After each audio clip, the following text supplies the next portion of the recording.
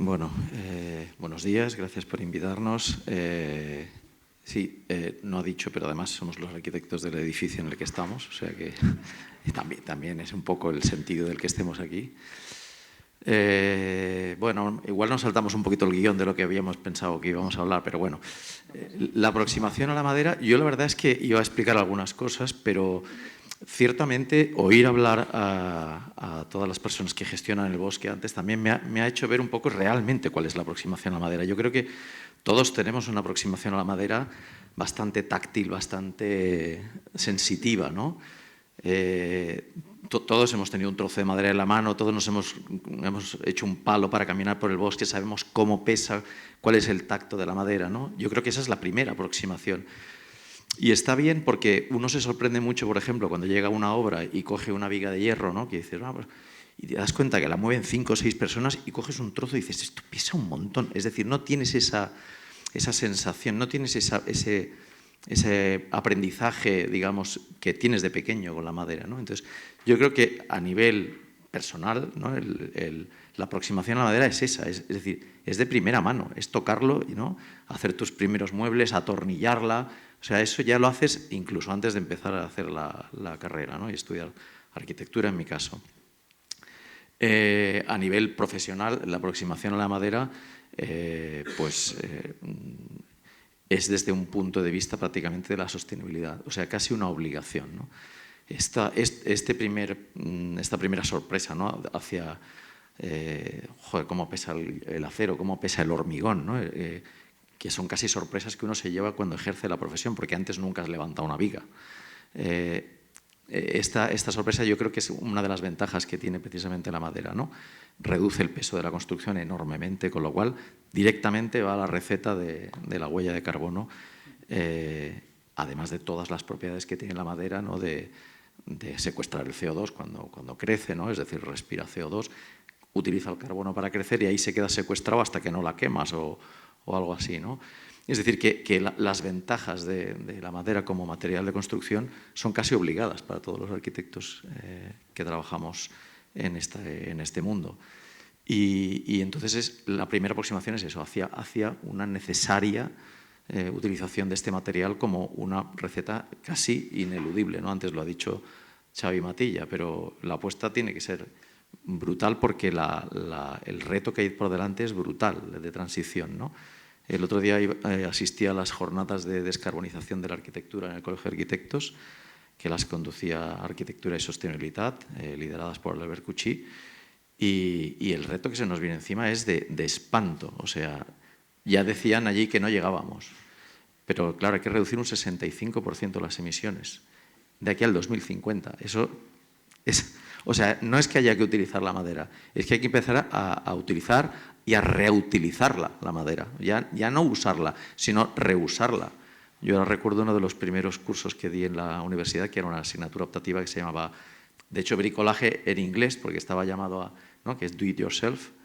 Recuerdo que uno de los primeros proyectos que nos presentaron era utilizar cajas de fruta, como si fueran cajones. O sea, lo único que hacían era coger cajas de fruta, utilizar los berenjenos que le formaban las esquinas, ponerlos en unas paredes para hacer las guías de los cajones y usar directamente las cajas de fruta como si fueran cajones. O sea, qué mejor uso, ¿no? Que usar algo que ya tenía un uso y encima era madera. O sea, esto es, yo creo que nos tenemos que concienciar, si no, no llegamos. Y yo creo que ese es, bueno, la primera aproximación como arquitecto, ¿no? Casi como una obligación. Y aquí tenemos un muy buen ejemplo, ¿no? Porque muchos de los edificios que estamos construyendo se encapsulan con materiales y bueno, este edificio, precioso edificio, bueno, la madera se ve desde fuera, se siente dentro, los muebles son de madera, bueno, felicidades Manuel. Ramón Bosch, arquitecto, socio y cofundador con Beth Capdecerro de Bosch Capdecerro Arquitectura, profesor también, bueno, arquitecto por la UPC, profesor de la UPC, profesor en el HT de Zurich, perdón, profesor en la Universidad de Girona, Cornell University de Nueva York, bueno, varios premios bienales, Venecia, Bienal Española, Iberoamericana, 2021 mención especial de arquitecto emergente, el premio Arquitectura Europeo, Arquitectura Contemporánea Mies van der Rohe, y 2015 premio FAS de Arquitectura, ¿no? Bueno, Ramón, un poquito vuestra visión,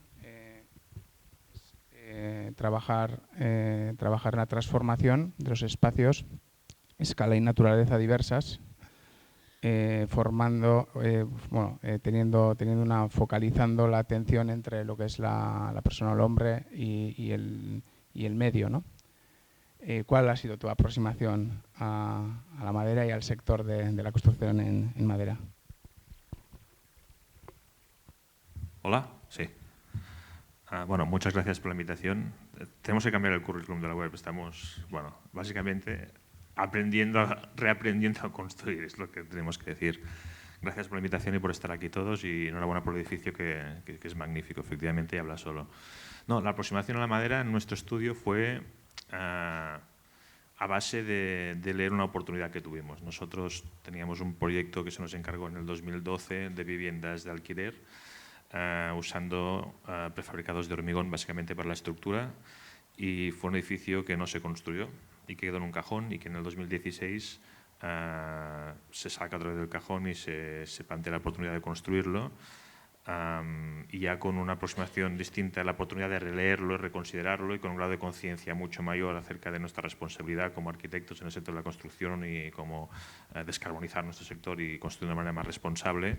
Montamos un equipo muy grande de gente. Hoy estamos aquí, el despacho es Beth y yo mismo, pero montamos un equipo de mucha gente, multidisciplinar.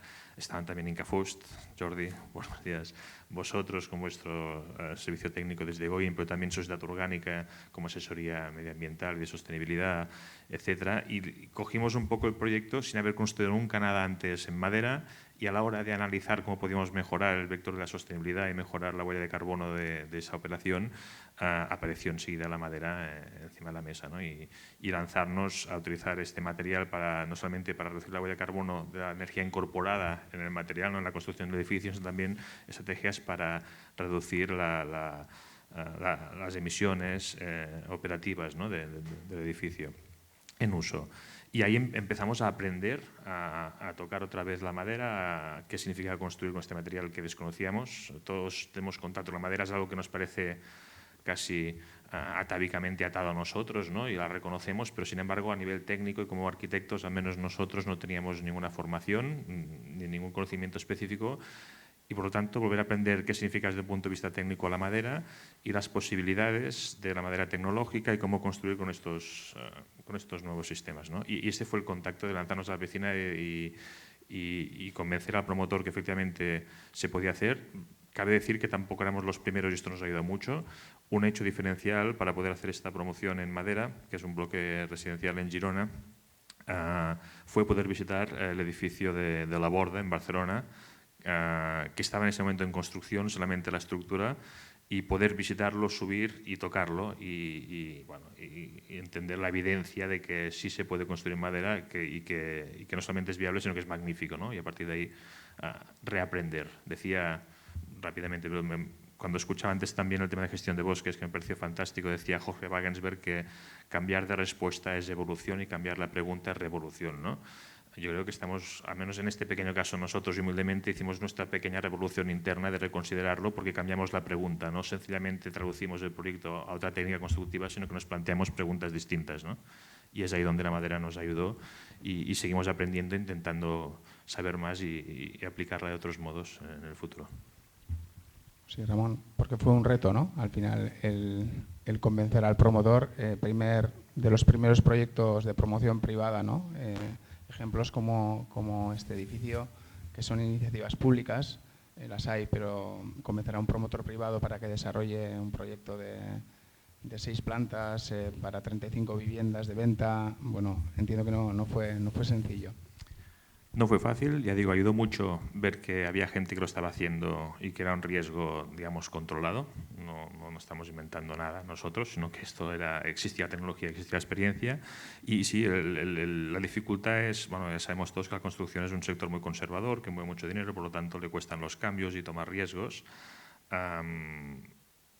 fue complicado hacer ese paso y, sin embargo, ahora debo decir que están encantados, y no solamente eso, sino que nosotros también, a la hora de transmitir a posibles futuros promotores de obras en madera, es una construcción súper agradecida y terriblemente sencilla si se entiende y se aplica correctamente, con lo cual yo creo que tiene también muchas ventajas para ellos. Para no hablar de retorno económico, que si entendemos a largo término la inversión y qué significa pronto, si los coches están pagando más impuestos y contaminan más, no entendemos por qué los edificios no lo hacen, lo harán, lo están empezando a hacer y lo harán mucho más. Por lo tanto, también de cara al retorno económico es una inversión, ¿no? Hay que empezar a hablar también en el lenguaje de mercado, que tiene todo el sentido del mundo, no solamente desde la sostenibilidad, porque la sostenibilidad también es economía, ¿no? Gracias, Ramón. Elizabeth, arquitecta, también por la UPC. Bueno, has trabajado en diversos estudios de arquitectura importantes como LAB en Mallorca, o ahora con Guayart en su estudio, y eres miembro del IAC, del Instituto de Arquitectura Avanzada de Cataluña. ¿Cuál es tu aproximación a la madera? Cuéntanos, Elizabeth.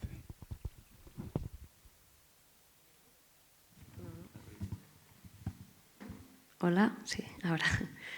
Bueno, gracias también por invitarme aquí. Mi aproximación a la madera fue un poco por curiosidad, diría. O sea, estaba estudiando en la Politécnica, como hemos dicho, y la verdad es que no tocamos mucho el tema de la madera. De hecho, sí que estudias mucho cosas más técnicas, pero siempre cuando vas más a estructuras, construcción, etcétera, era más de hormigón, como mucho de acero, pero ya está. Así que en aquel momento tengo que decir que también estudié cuando estaba la crisis, así que era todo un poco pesimista, y los profesores, la mayoría, sí que no nos animaban mucho, como si dijéramos. Así que el proyecto fin de carrera me lo tomé como que realmente el último momento que puedes hacer, bueno, el último momento no, pero que sabía que luego lo que vendría no podría hacer todo lo que quisiera.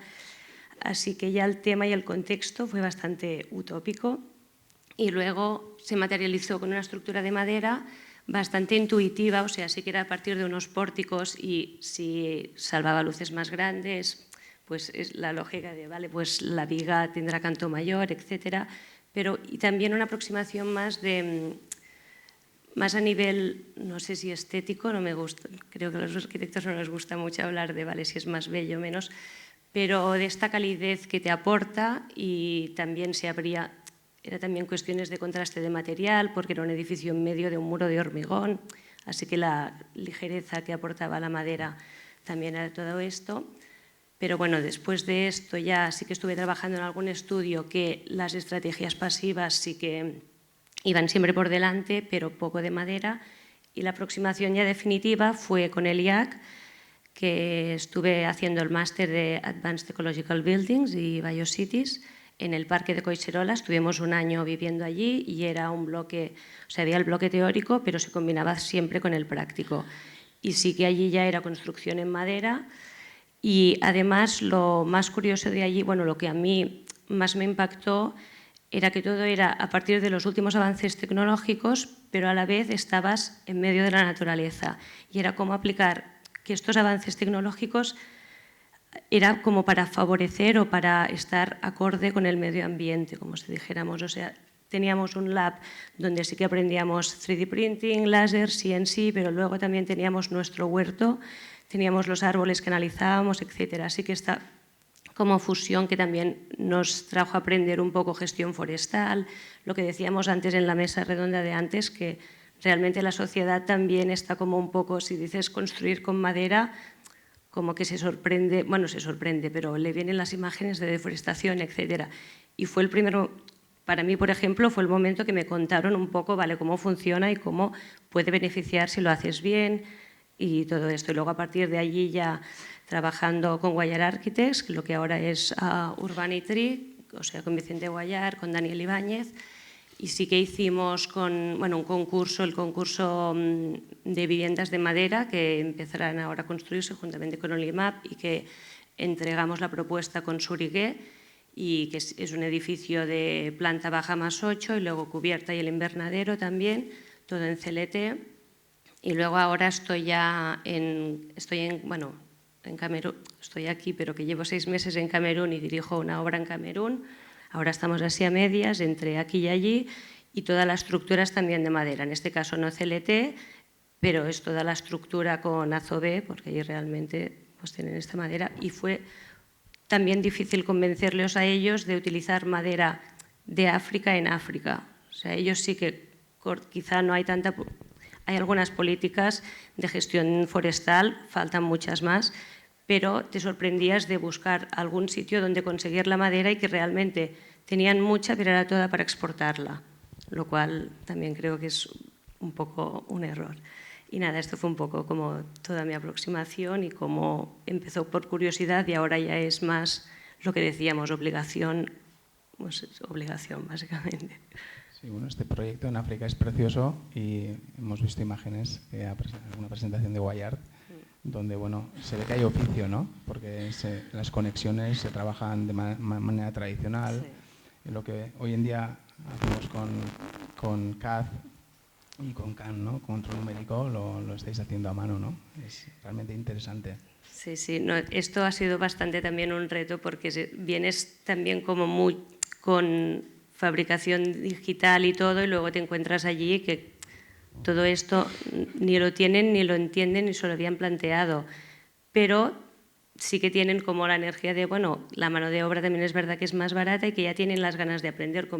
Costó mucho convencerles, pero ahora están ellos también haciendo el paso. Y también fue para nosotros como trabajamos, o sea, la idea era trabajar con gente de ahí, realmente estoy yo de aquí, pero luego todos los trabajadores son de allí. Así que falta mucho como una cuestión de formación de ellos, pero claro, es como formación de los dos, adaptarte a la realidad de allí y cómo hacerlo. Ahora acabamos de volver a dimensionar porque nos decían que sí, que tales tornillos los tenían, etcétera. Luego llegas y es otra cosa. Y es como todo este reto de cómo aplicar toda esta construcción, pero ahora en un contexto distinto, donde tienen la madera, pero no los medios, así que es siempre como ir aprendiendo. Sí, bueno, es un tema que estamos tocando recurrentemente, que es la parte de la formación, ¿no? En la mesa anterior también se ha hablado de la formación, más la formación profesional para digitalizar el monte, para la extracción, la gestión forestal sostenible. Luego está también la parte del montaje que estás comentando, ¿no? El profesionalizar y el generar bueno, estudios formativos para el montaje o construcción de madera. Y está luego la parte digamos, de arquitectura, ¿no? Los tres estáis mencionando que en vuestras licenciaturas no tuvisteis una troncalidad de madera, ¿no? Así como si estudiabais estructura de hormigón o estructura metálica, no madera, ¿no? ¿Qué pudiéramos hacer, ¿no? para cambiar esto, ¿no? Y que la madera fuera también en las escuelas de arquitectura una asignatura troncal, ¿no? Manuel.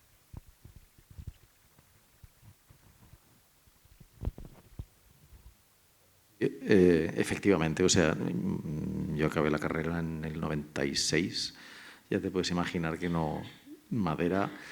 Hubo al final de todo una asignatura optativa de cálculo de estructuras de madera, pero cálculo básicamente, pero ni mucho menos. Pero las cosas están cambiando y yo creo que para bien. El anterior director de la escuela donde yo doy clase, en la UPC, en la ETSAP, Albert Cuchí, precisamente, el que impulsó las jornadas de descarbonización, propuso, como director de la escuela, dejar de enseñar hormigón. O sea, es muy fuerte, pero claro, yo creo que estamos ante un cambio de paradigma brutal, parecido al que se mencionó también en el Día de las Jornadas de la descarbonización, parecido al que ocurrió justo en el periodo entre guerras y con el nacimiento del movimiento moderno y el uso extensivo del hormigón. Estamos en un cambio de paradigma brutal. Claro, a mí me parece que a los alumnos no enseñarles hormigón también es un poco bestia porque tenemos una herencia, ¿no? Un parque construido brutal que es de hormigón, que hay que repararlo y que, como yo decía antes, hay que reutilizar, hay que reaprovechar, hay que aprender a colocar fibras de carbono en el hormigón y estas cosas, pero quizás sí que hay cosas que no podemos dejar de hacer en hormigón por ahora porque no sabemos cómo hacerlas, yo qué sé, diques de puertos, cimentaciones, todo que hay muchas técnicas que ya se pueden empezar a aplicar, pero Es difícil sacarlo aquí. En este edificio lo hemos intentado, pero claro, los cimientos son de hormigón, ¿no? Pero sí, yo creo que se están haciendo cosas muy, muy importantes y digamos que proposiciones tan valientes como esta. Es decir, un director de arquitectura, de una escuela de arquitectura que dice, aquí no se va a enseñar más hormigón. O sea, porque es que es impensable, es lo que os digo. Es decir, no llegamos, nos cargamos el planeta, somos demasiados, ya somos 8.000 millones. El otro día veía en Twitter un contador que decía que quedaban no sé cuántas horas para ser 8.000 millones de personas. Pero esto es exponencial, es decir, vamos a ser 10.000 millones de personas que hace años, yo recuerdo en una jornada de inauguración de la ETSAP precisamente, que alguien decía que 10.000 millones era el límite del planeta, pues ya vamos para allí. O sea que empezamos a cambiar cómo construimos y cómo formamos a nuestros estudiantes, ¿no? Y luego también, que seguro que es la siguiente pregunta, ¿no? Que está muy ligado con la formación, es decir, ¿y en qué contexto aplicamos estos conocimientos? Porque es claro, en el contexto normativo, ¿no? Aquí tela marinera también, ¿no? Porque si empezamos a construir en madera, como aquí, os podéis imaginar de este auditorio donde estáis, a los pisos de arriba, que hay otro uso, ¿no? Que hay gente que está reunida, la cantidad de capas que hay encima de esta madera. No os podéis imaginar lo que cuesta dejar un techo de madera visto, que esto es la estructura.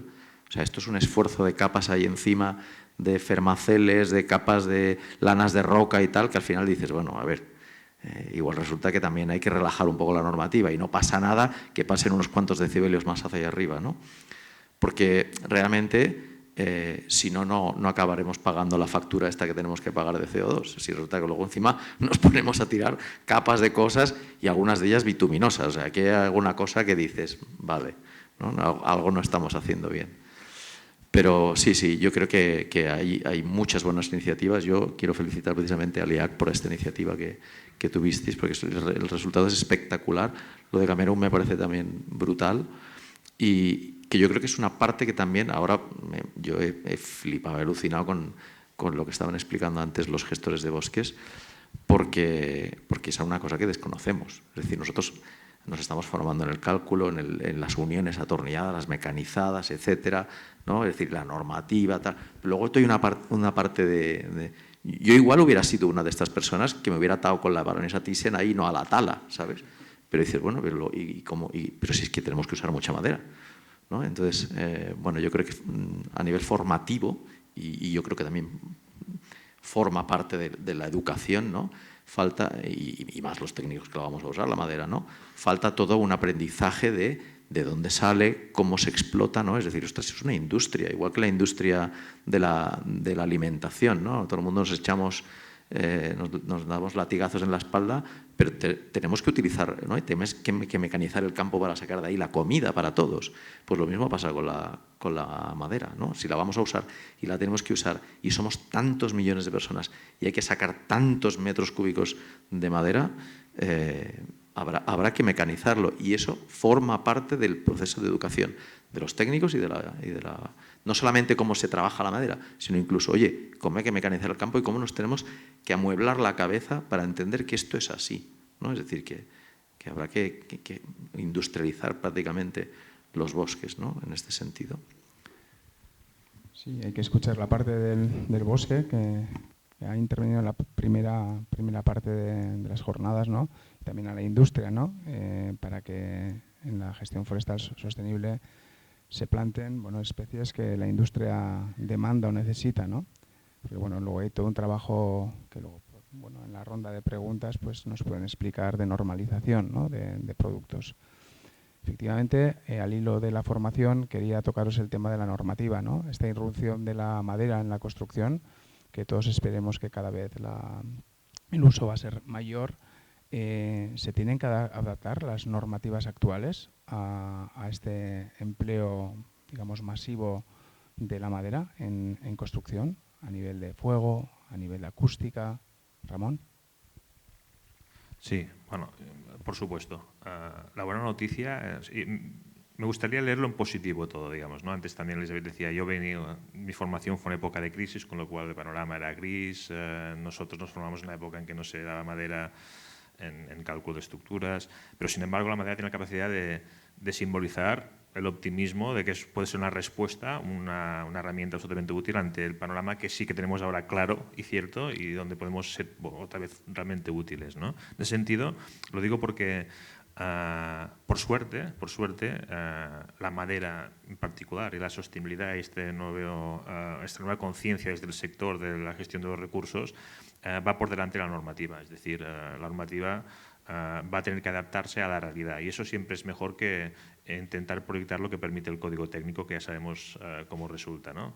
Por lo tanto, sí, la normativa tendrá que adaptarse en muchos sentidos. No sé si a nivel de prestaciones, de rebajar prestaciones, pero sí de reconsiderar cómo vivimos también. O sea, al final viviremos distinto, construiremos distinto, crearemos espacios distintos y la normativa tendrá que adaptarse a esta realidad de la vida, ¿no?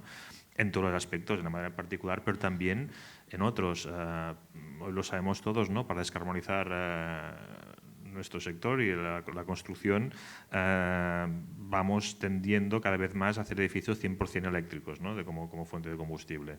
Y esto no solamente no está potenciado, sino que está, por ejemplo, penalizado por la normativa, ¿no? Por el reglamento de baja tensión, que te obliga a calcular los edificios más sostenibles a 9,2 kilovatios de entrada, porque como son 100% eléctricos van a consumir mucho. Bueno, eso es una mentalidad antigua que responde a un momento que ya está superado. Bueno, pues sí, la buena noticia es que la construcción lidere el cambio que va a seguir la normativa, ¿no? También estaría bien que fuera un poco rápido, pero es mejor así que al contrario en cualquier caso. Muy bien. Otro punto que quería tocar, y Elisabeth, igual me respondes, ¿cuál es vuestro punto de vista desde el IAC? Es la construcción industrializada sostenible, ¿no? Es una industria que reduce el impacto ambiental y mejora la calidad del producto al industrializar en las fábricas, en los talleres, y mejora incluso el mantenimiento, ¿no? En la vida de uso del edificio, en toda su vida útil, mejora las condiciones de trabajo, el impacto a vecinos o ciudades, lógicamente mejora la calidad de vida de los usuarios, tanto por trabajo como si resides en un edificio de madera, e incluso, bueno, es positivo hacia la de construcción circular, digamos, ¿no? Hoy en día cada vez más estáis diseñando edificios pensando en cómo se van a deconstruir y cómo se van a poder reutilizar estos elementos estructurales para evitar que se quemen, ¿no? En el caso de la madera, ¿no? ¿Qué punto de vista tenéis desde el IAC en este sentido? Bueno, yo creo que estamos apostando mucho para, bueno, todo este cambio que hubo como de la tecnología, que quizá en algún momento fue más... O sea, sí que evolucionó en algún momento mucho todo lo que fue tecnología, pero luego pasó un poco a ser como un showcase de lo que se podía hacer, yo diría más, y quizá la arquitectura entró más como el recinto donde hay todas estas cosas y nos hemos acostumbrado demasiado quizá a esto, y ahora ya hay como este cambio que la tecnología realmente puede poner más, no sé si al servicio de la naturaleza, pero como estar más acorde a ella. Y con esto ahora tenemos posibilidad de analizar primero no solo como nuevos materiales, y que tiene que haber siempre toda esta investigación, pero luego o sea, el mismo CLT, de cómo la tecnología ha podido también hacer posible esto, luego cortarlo, luego que todo sea preindustrializado, luego llegar a la obra y reduces mucho los costes, reduces el ruido en la obra, o sea, puedes realmente optimizarlo mucho. Para esto también es verdad que se necesita mucha coordinación, o sea, no solo que la tecnología, hay formación en la tecnología, sino también se necesita como que se coordinen mucho más todos los agentes que intervienen, o sea, solo pues el promotor, los arquitectos, los de instalaciones, ingeniero, los que lo van a montar y los que lo van a desmontar también, pero que estos tienen que intervenir todos en una fase más inicial, porque luego si no lo que te encuentras es que cada uno de los cambios, pequeños cambios, realmente ralentizan mucho el empezar la obra, porque hacen que no sea quizá tan ecológico, porque vas a tener como que cambiar muchas más cosas o producir más y tener más obras, que al final también estás generando más residuos, cuando realmente si lo hacemos bien podemos hacerlo muy bien. Y esto de no tener todos estos restos que teníamos pues quizá antes, creo que tenemos que apostar por toda esta coordinación, por seguir desarrollando mucho toda esta tecnología y realmente ponerla más al servicio de lo que ahora necesitamos, que es este cambio, porque si no, es lo que decíamos, ya estamos muy mal, sí es verdad, o sea, cada vez tenemos que dar respuesta a techo a muchas personas, las ciudades van creciendo, pero tenemos que hacerlo de una forma, obviamente, acorde al medio ambiente y como mucho más ecológica, y la tecnología ahora mismo nos permite, o sea, ya a nivel de un edificio, esto, analizar pues con sensores cómo será todo, luego también realidad virtual, y podemos hacer test, o sea, ya no hace falta tampoco construir para hacer el test, que también es importante. Creo que tiene que haber la línea esta, más de investigación, más de llegar al límite con todo y a ver hasta dónde puede llegar, más de analizar las características del material, pero luego también hay la línea de que realmente estamos ya construyendo. Quizá va más de la mano de las regulaciones, y lo que decíamos, la arquitectura va por delante, la normativa tiene que seguir, pero también creo que quien hace esta normativa tendría que estar más en la línea de investigación para ver qué es lo que realmente este material puede hacer, y que estos dos ámbitos de investigación y lo que estamos produciendo vayan más de la mano uno del otro. Y con todo esto creo que obviamente sí, pues la tecnología tiene un papel muy importante, y con el IAC, con todas las investigaciones, todo lo que se va haciendo y acercarlo también a las personas, ves que hay muchas posibilidades. En el máster mismo yo vi que abarqué muchas cosas y al final te quedas con algunas solas porque tampoco puedes aprenderlo todo. Y en algún momento pensábamos, o sea, te sorprende que haya realmente tantos caminos y al final vayamos a lo que hemos ido haciendo siempre. O sea, nos brinda muchas oportunidades que no estamos aprovechando, y creo que es lo que tendríamos que estar haciendo ahora. Ramón, ¿y cómo veis desde Boscat de Ferro la construcción industrializable, sostenible, y cómo se fusiona esta con la arquitectura, ¿no? Bueno, yo creo que la madera ejemplifica muy bien una posible lectura de la industrialización que nos interesa mucho, que es la industrialización artesanal, por decirlo de alguna manera. Esta capacidad que tiene la industria de, al mismo tiempo de tener músculo, tener rigor y tener unos procesos súper controlados a nivel tecnológico, poder hacer productos a medida, ¿no? Al final los edificios tienen algo siempre de estándar, vivimos de maneras parecidas, si quieres decirlo así, pero el contexto, la orientación, la normativa, el programa siempre acaban modelando y haciendo piezas únicas, ¿no? Nuestro trabajo al final consiste, como arquitectos, en encontrar esta pieza física construida que reúne voluntades diversas, algunas físicas, otras culturales, otras de muchos aspectos, que hacen que esa pieza en realidad sea siempre nos pasamos la vida haciendo prototipos, que es nuestra ventaja y nuestro gran problema, ¿no? Creo que la industria en este sentido, tal como está planteada hoy, ya es viable y es un gran compañero. No hace falta hacer un molde y 30.000 unidades de lo mismo para que sea rendible, ¿no? Para que sea posible. Y por lo tanto la industria adaptada o artesanal nos parece un gran aliado. La madera como material tecnológico y también suave explica muy bien todos estos procesos, ¿no? Por otra parte, y continuando un poco el tema de la normativa, yo creo que más allá de que la realidad va por delante y la normativa sigue, estaría bien que cambiara una marcha, pero que mejora sí que al revés. En cuanto al código técnico, en cuanto a la normativa de edificación, yo creo que hay un tema filosófico detrás que es el gran problema, ¿no? Y que se me ha encendido la bombilla cuando escuchaba a Elisabeth, ¿no? Que decía que el ejemplo del IAC está tocando y viendo madera y construyendo en el bosque, en el monte, y entiendes muy bien que estás continuando algo que ya existe y que tienes que vivir en armonía con ello, ¿no?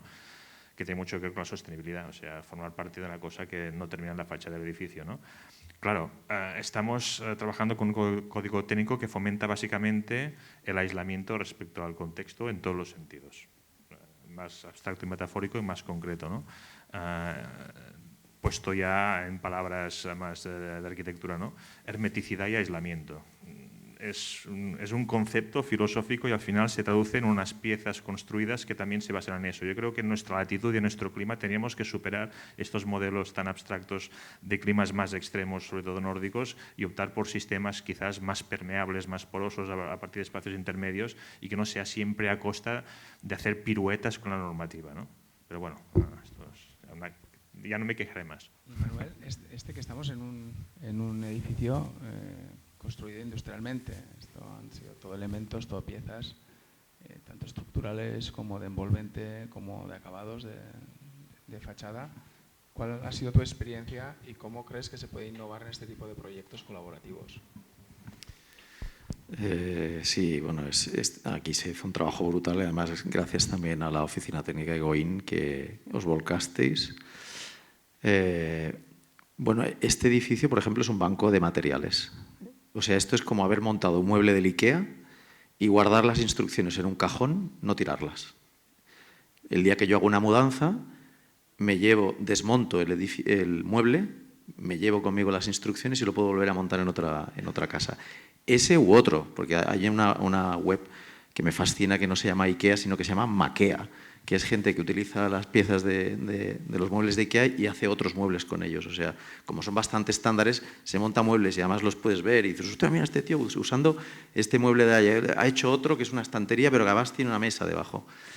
Y yo creo que eso es lo interesante. O sea, este es un edificio que fue brutal como se construyó, ¿no? Es decir, lo que estáis viendo hace mucho tiempo que lo estamos viendo. La única diferencia probablemente son las ventanas y este trozo de falso techo que es el que impulsa el aire, pero el resto lo estamos viendo desde el principio. O sea, vimos el CLT, las vigas, el forjado, ya era así, ya estaba acabado el edificio, ¿no? Y encima vino todo mecanizado, todo, los agujeros de los váters, todo un trabajo en BIM brutal que hicisteis, que hicimos entre todos, vamos. Y lo bueno es eso, es decir, que el día que se deconstruya, ¿no? Es un banco de piezas, es decir, tenemos medidas cada una de las piezas, cada una de las yatas, cada uno de los forjados, de los paneles de CLT y además con sus mecanizados, con sus piezas. Podemos volver a construir evidentemente el mismo edificio en otro sitio, ¿no? Pero luego también podemos volver a construir un edificio nuevo, un edificio maqueado de ¿no? En otro sitio, es decir, utilizando las piezas que ya existen. Eso es una posibilidad tecnológica brutal, ¿no? Brutal, o sea, es una innovación porque es algo que os digo, os confieso que yo no pensaba cuando estábamos haciendo este edificio, pero cuando acabas y te enteras de lo del banco de materiales y todo esto, dices, ostras, la potencialidad es bestial, porque entonces ya sí que, o sea, estos troncos de madera, ¿no? Que se utilizaron para hacer este edificio, no hace falta que vuelvan a ser cortados, o sea, no hace falta volver a mecanizar madera y volver a hacer forjados y paneles de CLT, podemos reutilizarlos. Si de aquí a 50 años esto ya no tiene utilidad o yo qué sé, o pase lo que pase, ¿no? Es decir, la deconstrucción es posible, ¿no? Y bueno, y luego además lo que ha dicho también muy bien Elisabet, ¿no? Es decir, el trabajo aquí en obra, ni un residuo, limpia la obra, perfecta, ¿no? No hay polvo, que eso contamina un montón, ¿no? Los días aquellos que había muchísimo polvo y no sé qué, y te paraban la obra, lo que nos costaba darles a entender al ayuntamiento, no, si es que nosotros no podemos parar porque no contaminamos, es decir, no hacemos polvo, no es una obra normal que haga polvo. En fase de cimientos, por supuesto que sí, en movimiento de tierras, pero una vez el edificio ha empezado, es que no te para ni los episodios estos de contaminación que dice, hay que parar las obras. Aquí no hace falta, ¿no? Entonces yo creo que hay muchas cosas que son innovaciones tecnológicas, es decir, las posibilidades que ofrece el material, la mecanización, la deconstrucción y tal, pero luego otras como esta que acabo de explicar que son sorpresas de última hora, ¿no? Luego también quería comentar que me parece muy gracioso que están intentando apagar y encender todo el rato las luces, pero hay un sistema DALI que no os va a permitir hacer eso. Es decir, está entrando el sol, además ahora en invierno se produce una cosa muy bonita y es que la celosía permite entrar el sol. En verano no entra, pero en invierno sí.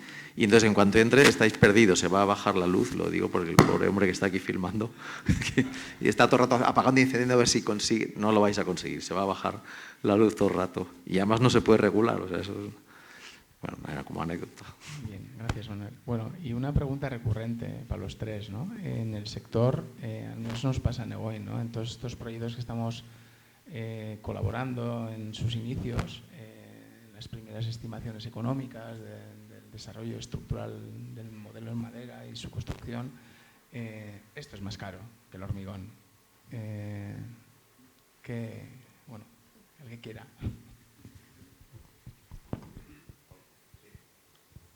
Bueno, es más caro. Bueno, no lo sé. ¿Es más costoso? ¿Es más caro? ¿Qué vale?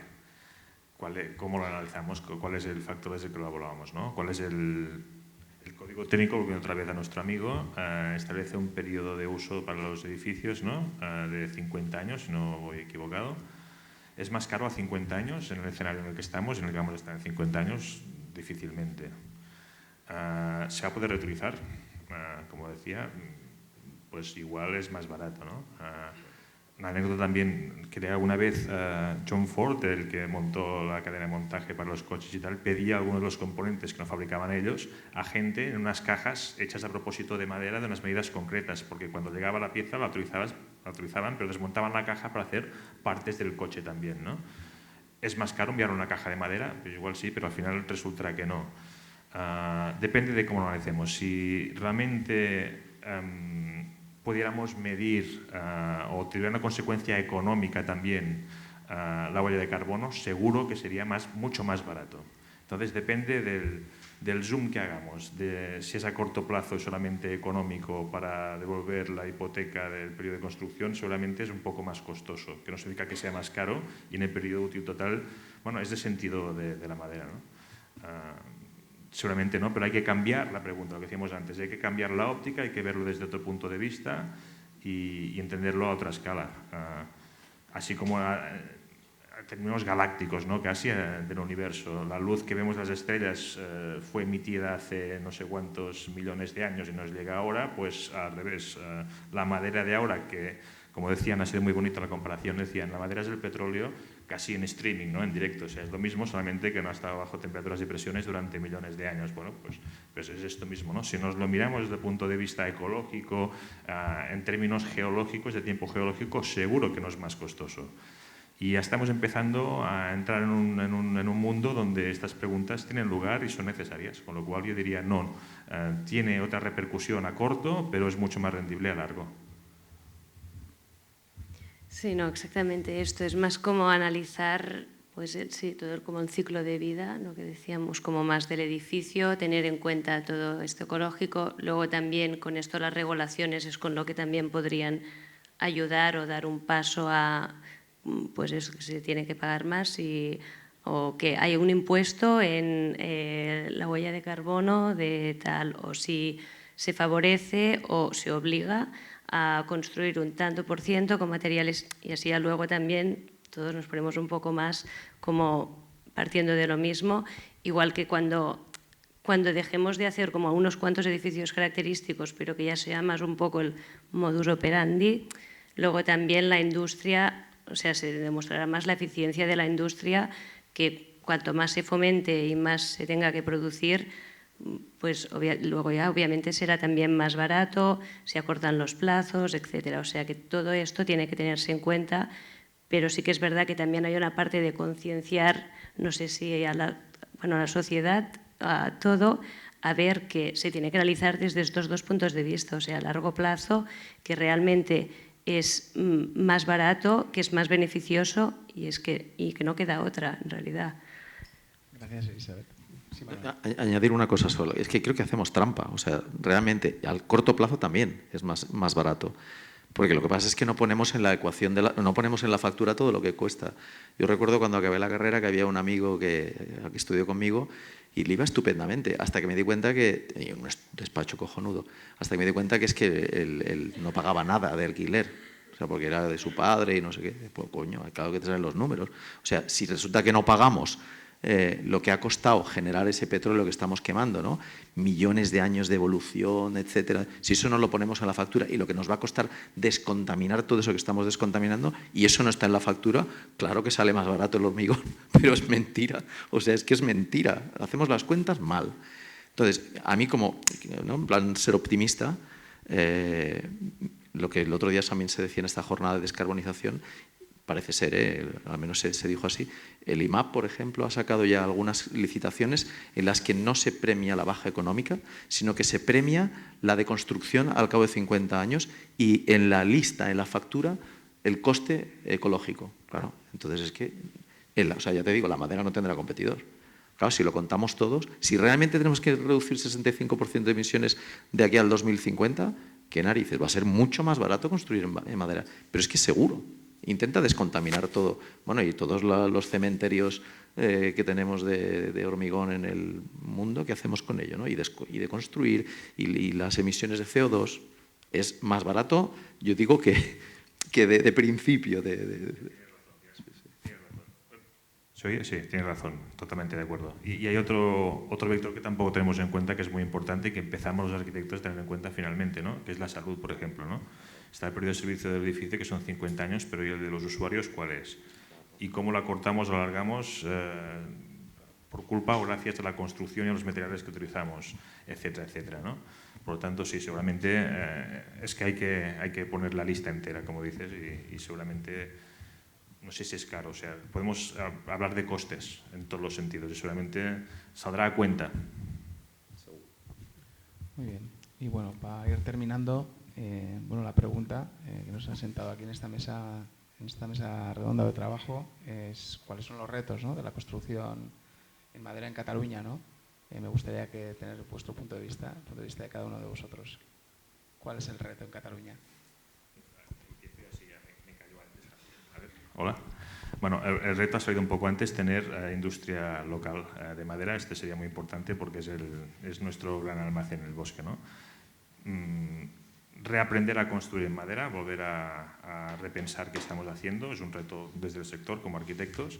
Y el otro gran reto es el cambio también de enfoque nuevamente. Yo diría que así como al hablar en madera nuestros amigos forestales hablan de bosques y de la gestión forestal, yo diría que nuestro bosque es la ciudad construida también, ¿no? Y entonces entender como oportunidad lo ya construido y cómo intervenimos desde la madera y con la madera y con las ventajas que tiene con material ligero, etcétera, industrializado, en seco, bla, bla, bla, cómo podemos reinventar, reconsiderar, volver a activar la ciudad existente y volver a intervenir en el parque construido. Yo creo que este es el gran reto, más allá de construir bien lo que tengamos que crecer nuevo, de nueva planta, cómo intervenir en lo existente. Yo creo que eso es un reto importante y bonito. ¿Te refieres a la rehabilitación? Totalmente. Rehabilitación, estamos hablando de redensificación de ciudades, tenemos unos materiales que tienen una vida, antes comentaban patologías del hormigón y demás, bueno, que están bien y tienen soluciones, pero la madera también tiene su lugar ahí y puede colaborar y puede ser podemos, así como plantamos trozos de edificio en el monte, ¿no? Tenemos también nuestro propio bosque construido en una ciudad con otros materiales, que es un campo de base fantástico y que tenemos que mirar. El 90% de nuestro trabajo va a estar ahí, más que nuevo suelo creado, ¿no? Sí, no, yo sí creo también bastante esto. Una planta de CLT aquí estaría bastante bien también para activar todo esto, o sea, el uso de la madera local, que hemos visto que realmente también se necesita. Además, también para generar todo esto, pues quizá realmente luego también llega más interés por esta gestión forestal y quizá lo que decíamos de que faltan allí trabajadores con formación, etcétera, puede venir también de esto. Luego, bueno, todo el círculo económico que se iría creando a partir de esto y volvemos a la eficiencia después de la industria y realmente también sería una apuesta de creérnoslo y no solo, o sea, que estos pocos edificios que ahora quizás hay, que sean más con rehabilitación, con obra nueva, con lo que sea, pero que realmente es una apuesta a que se puede hacer y que vamos adelante y luego estos son los que enseñarán también al resto de la sociedad. Yo quiero creer que nosotros ya nos lo creemos, pero que también se vea que, o sea, a partir de más ejemplos, que es factible y es lo que se debe hacer. Y luego también ya traerlo más a una visión más de ciudad, o sea, ampliarlo más. Este es en muestra de arquitectura, pero luego nos vamos a los bosques, luego, etcétera. Luego quizá podemos también ver, o sea, repensar la movilidad en Barcelona y luego también que esta ciudad, o sea, si empezamos en Barcelona, por ejemplo, puede ser o sea, es una ciudad que realmente a nivel europeo, como si dijéramos, puede ser una buena muestra. Es una ciudad que ya es conocida y que ya se analiza, que no es como una pequeña intervención, sino que realmente sería un gesto más a nivel de, vale, sí, vamos a por ello y como un cambio bastante más radical, yo quizá diría, pero bueno, que esto es lo que nos falta, como más generar más todo esto. Sí, bueno, me parece que si antes hemos confesado que estamos aprendiendo y que nos lanzamos sin saber nada, nos animó el hecho de que cuando preguntamos no había mucha gente que supiera, con lo cual decía, bueno, pues no me voy a equivocar mucho, ¿no? O sea que si estamos aprendiendo, imagínate cuando sepamos algo, como sociedad, de la madera, empezarán a aparecer cosas. A mí antes el representante de Boscat me ha parecido fantástico cuando ha dicho, la madera es mejor cuando aún vas a su esencia, ¿no? A la fibra. A mí ya me ha puesto los ojos como naranjas, digo, ostras, ¿qué querrá decir, no? Es decir, lo que podemos llegar a aprender de la madera es brutal. Este mismo edificio fue un aprendizaje sobre la madera. Luego, los que os queráis quedar, me parece que os explicaremos un poco cómo funciona, pero trabaja con la energía geotérmica. Uno de los problemas, o de las características, no es un problema, de la madera es que al pesar poco tiene poca inercia térmica, muy poca. Entonces hay que combinarlo normalmente con suelos de hormigón, ya estamos, ¿no? Claro, inercia térmica tiene el suelo y entonces, bueno, ya veréis que por los patios impulsamos el aire de renovación que lo calienta el suelo, ¿no? Es decir, esta carencia, de hecho, combinado, por ejemplo, con la tierra, en este caso, que fue como bastante sencillo hacerlo porque había que excavar igualmente, pues nos permitió colocar esto. Pero claro, esto es un aprendizaje continuo. Vete a saber lo que vamos a acabar haciendo con madera. Me parece fantástico lo que decías tú, ¿no? Las rehabilitaciones. Yo creo que ¿no? Remontas, que pesa poco, los podemos hacer encima, muchísimas cosas. Yo creo que el futuro está por venir, porque si ya le vemos unas posibilidades brutales, cuando no sabemos casi, bueno, nada, poco, ¿no? Casi lo heredado, ¿no?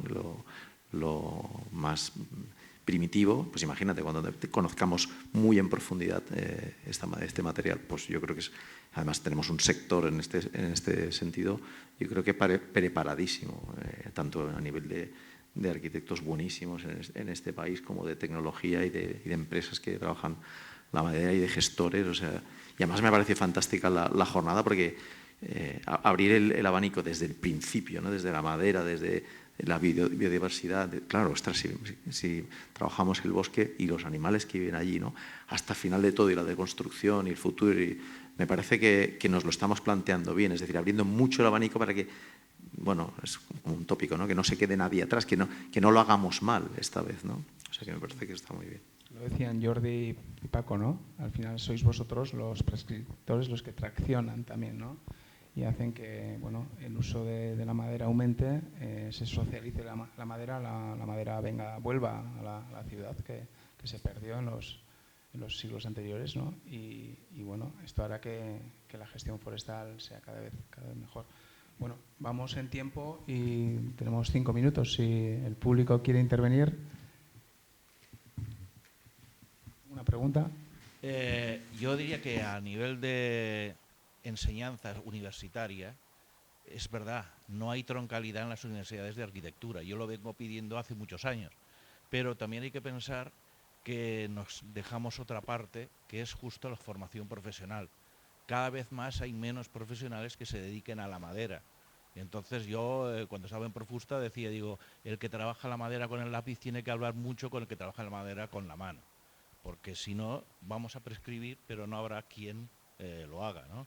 Y un poco como lo que decías de tecnología, Michael Green ya decía que el material más tecnológicamente avanzado que conoce es la madera. Cuando empecé a trabajar en madera me encontré que una OCT me dijo que no era un material tradicional y que por lo tanto no lo podía aplicar y que, bueno, que no se podía aplicar en el proyecto porque la OCT no lo dejaba. Después empezó todo el problema de cómo nosotros nos protegemos de cara al fuego con la madera, porque claro, como se quema no la podemos utilizar. Pero ahora he chocado contra algo que es muy difícil, que son las aseguradoras. Las aseguradoras tienen que asegurar la madera y como no la conocen, la incertidumbre incrementa el coste. Probablemente aquí en España esto no sucede tanto porque las aseguradoras no tienen la fuerza que tienen fuera, pero si te vas a otros países, las aseguradoras están poniendo unos problemas bastante importantes. Sobre todo, no tanto por el fuego, porque ya lo han asumido, sino por los problemas de humedad, porque la madera se pudre. ¿Cómo luchamos contra esto?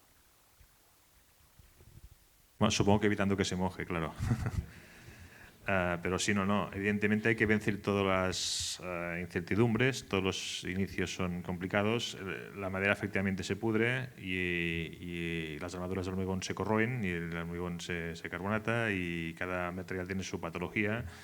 Y si vas a la Torre Eiffel, cuando terminan de pintar arriba, empiezan a pintar abajo, porque hay que mantenerlo constantemente y cada material tiene su particularidad, ¿no?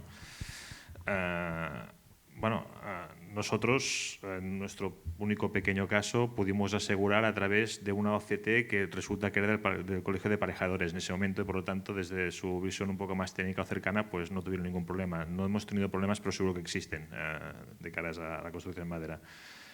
Pero bueno, también cuesta un dineral asegurar un coche del color que quieras para un chaval de 18 años. Y no se matan todos, gracias a Dios, ¿no? Con el coche. Las aseguradoras actúan también por la conciencia del miedo o del desconocimiento, del riesgo, y habrá que demostrar que se puede hacer bien. También ahí es responsabilidad de los técnicos hacerlo bien para que estas patologías no sean la imagen del producto, ¿no? Y de la tecnología. Ahí tenemos un reto también. Y más allá yo diría, incluso hay otro, ya puestos a hablar de retos. La humedad, por supuesto, es uno, y la consecuencia de la humedad también podrían ser, por ejemplo, los insectos xilófagos o termitas o demás, ¿no? Estamos acostumbrados a ver arquitecturas en madera en países nórdicos donde no tienen estos problemas, o en zonas en latitudes muy inferiores, no sé en Camerún cómo lo tratan, seguro que hay termitas, pero con otras maderas mucho más densas, mucho más duras, ¿no? Aquí estamos en una zona donde estamos, bueno, vamos a ver qué ocurre, ¿no? Y con el cambio climático, cómo se comporta la humedad, los xilófagos y demás, pero bueno, hay que construir pensando en ello. Puestos a evaluar riesgos, yo no sé si es más arriesgado seguir construyendo en hormigón. No sé. Sí, el hormigón se moja y igual se seca, pero las armaduras delante del mar tenemos toda la costa construida con unas patologías impresionantes que yo no sé cómo aseguran tampoco las compañías, no lo sé. Yo creo que es nuestro reto, lo que decía Unai, detalle constructivo, intentar evitar avanzarse a las patologías que son propias del material y que requiere conocerlo. Bueno, y detalle constructivo, y también yo creo seguir investigando en todo esto, porque bien que hay maderas, lo que decías, por ejemplo, en Camerún, como lo hacemos, hay muchas termitas, pero ahora estamos trabajando con Azobe, es mucho más resistente y luego quizá no tiene este tipo de problemas, pues ver cuáles son las propiedades realmente de este tipo de madera, cómo ella misma combate estas cosas, o sea, profundizar mucho más en el tema, y seguro que sí, se pueden hacer más investigaciones sobre este tema y se puede ir pues mejorando. Obviamente es como bastante nuevo, la madera no es un material nuevo, pero como la estamos utilizando ahora sí, así que si también estamos como investigándola más y poniendo todos nuestros recursos, seguro que podemos llegar a otras fórmulas o cómo protegerla, pero de una manera que también sea con naturales ecológicos, etcétera. Yo creo que nos queda como mucho recorrido, pero esto nos lo tenemos que tomar más esto como reto que no como algo que nos asuste, yo diría.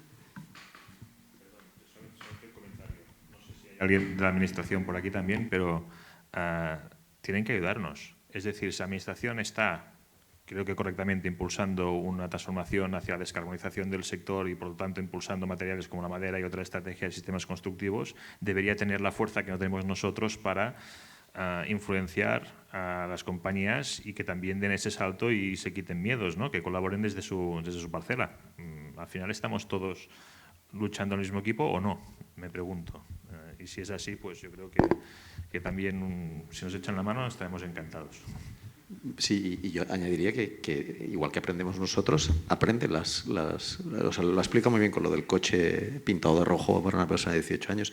Es un aprendizaje. O sea, que los seguros sean más caros es una cuestión de prevención y también de lectura de lo que va ocurriendo, ¿no? O sea, ellos estadísticamente van viendo que aquello ocurre, pues con lo cual el seguro es más caro. Van a ir aprendiendo que esto ya no pasa tanto. Igual que nosotros aprenderemos a utilizar el material, es un proceso. Las aseguradoras irán aprendiendo que realmente no hay tanto riesgo, irán bajando las primas. Yo creo que es así de sencillo. Contra más vayamos sabiendo nosotros, más aprenderán ellas. Vale. Gracias a todos y nos vemos en la siguiente.